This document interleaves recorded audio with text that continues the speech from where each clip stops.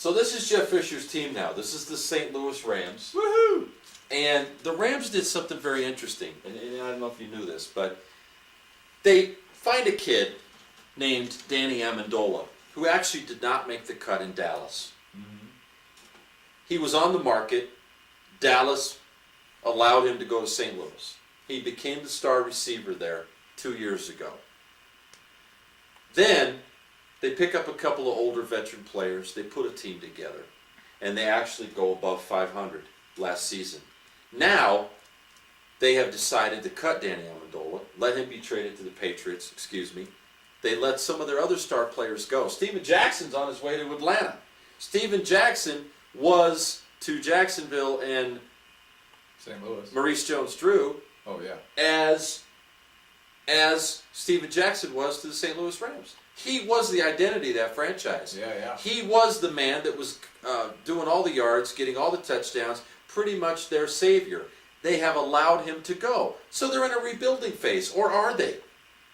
What's the plan in St. Louis? Steven Jackson's gone to Atlanta. That gives Atlanta the edge.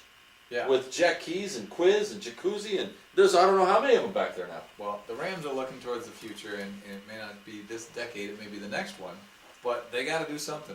They obviously traded away their best player. What they realized was, with Steven Jackson and no passing game, they were not getting it done, because as great as he was, all the teams had to do was stack 8 or 9 men in the box. They knew you couldn't beat him with the pass. Of course, they had Sam Bradford. Where's there a gap? There is no gap. No. Go to the store. That's the only gap you're going to get. Now, when Bradford was healthy, and he was much better last year, they had some offense going on. But what they've done is traded the present for the future, and I think it's going to work out well for the Ramskis. But a couple times last year, they played a game against the Patriots in England, right? Like New England in England, you got to figure you're going to lose. They lost that one by... You're going to lose. Well, you play the Patriots It's kind of a anywhere. double standard. It's a little too much England for me, Coach, That's but what I'll I'm give saying. it my best. That's what I'm saying. In New England, playing in Old England is a major home court advantage, like for centuries. Like you got about 800 years of history there.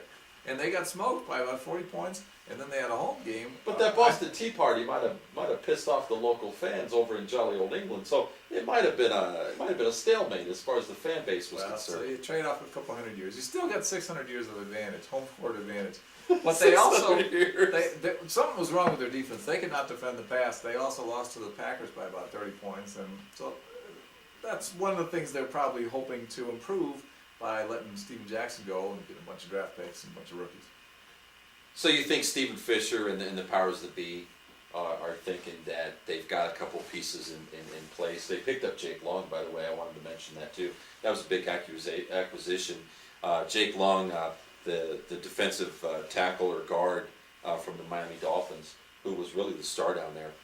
He's been traded, and they're paying him a ton of money. I want to say $13.6 million. I think I saw that particular day when he had his press conference. So they're beefing up the defense, but you think for sure Jeff Fisher and the boys on the top there are saying we're going to go ahead and just get some fresh players and spend all that money, that Steven Jackson money, to build this up. That's right. Freed up a lot of room under the cap, and what can I say?